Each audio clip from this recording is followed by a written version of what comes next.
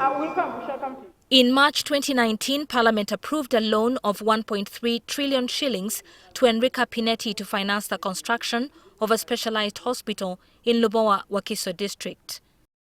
The loan was to be guaranteed through promissory notes in case the investor failed to repay after completion of the project. 3 years later, no progress has been made at Lubowa in spite of the government releasing 348 billion shillings for the project in this financial year.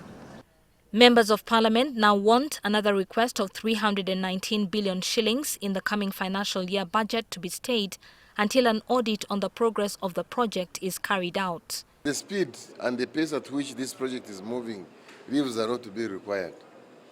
We fear, much as money has been put in the budget, we might be reluctant to pass that money.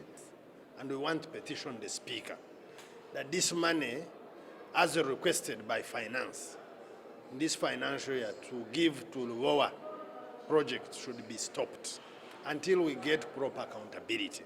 What we have observed is on ground there's no work, there's nothing. So we are not going to continue approving funds for things that are not, taking place. Then it is high time government thinks of a way of getting rid of this lady and this so-called investor and to take over the construction of this hospital. But also the individuals involved. However, the Secretary to the Treasury, Ramadan Gobi, says the government is already committed to the investor and appropriation cannot be stayed. Payments for these promissory notes are done once the due date for those promissory notes is follows due. So our role as government is on that. It's a project of promissory notes, and these are issued only for that work which has been done. The obligation of securing the financing for the project itself remains with the developer.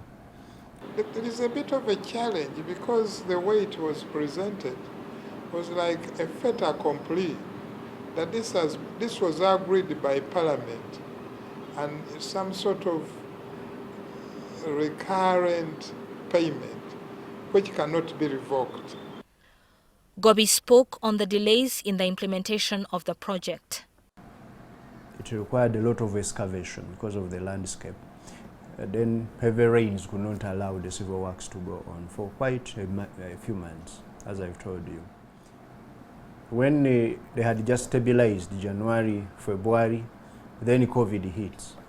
The International Specialized Hospital was to be completed in 2 years.